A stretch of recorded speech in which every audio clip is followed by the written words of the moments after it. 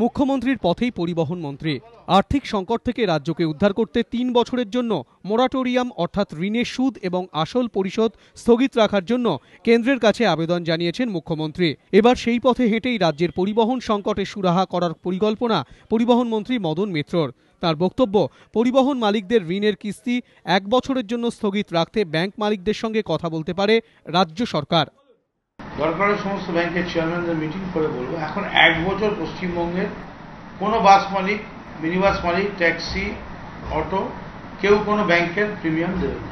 তবে পরিবহন মন্ত্রীর এই বিকল্পের প্রস্তাব খারিজ করে দিয়েছে বাস এবং ট্যাক্সি সংগঠনগুলি। তাদের সাফ জবাব, ভাড়া বৃদ্ধির কোনো বিকল্প হতে পারে না। ভাড়া বৃদ্ধি না করে বিকল্প কোনো পথে এখন অর্থনৈতিকভাবে কোনোভাবেই গাড়ি ব্যবসা চালানো যাবে না। এটা হচ্ছে একদম সর্বসত্য কথা। বিকল্পটা আমরা মানব না। আমরা 9 তারিখের পরে আমরা মানসিকভাবে আমরা তৈরি আছি।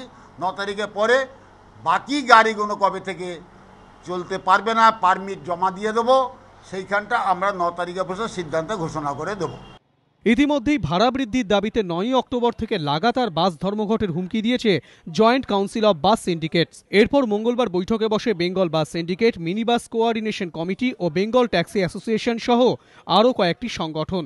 বৈঠকের পর বাস, মিনি বাস ও ট্যাক্সি সংগঠনগুলির স্পষ্ট হুঁশিয়ারি, 8ই অক্টোবরের মধ্যে সরকার ভাড়া না বাড়ালে লাগাতার ধর্মঘটের পথে যাবে তারা।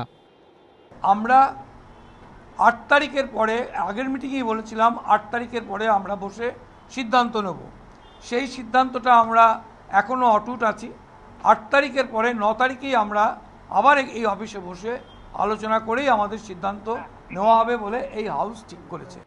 ভাড়া বৃদ্ধির ক্ষেত্রে সরাসরি মুখ্যমন্ত্রীর হস্তক্ষেপও দাবি করেছেন পরিবহন সংগঠনের প্রতিনিধিরা। সব মিলিয়ে বলা যেতেই পারে আরও জটিল হল পরিবহন জট। নিমাই পান্ডা, এবিপি আনন্দ, কলকাতা।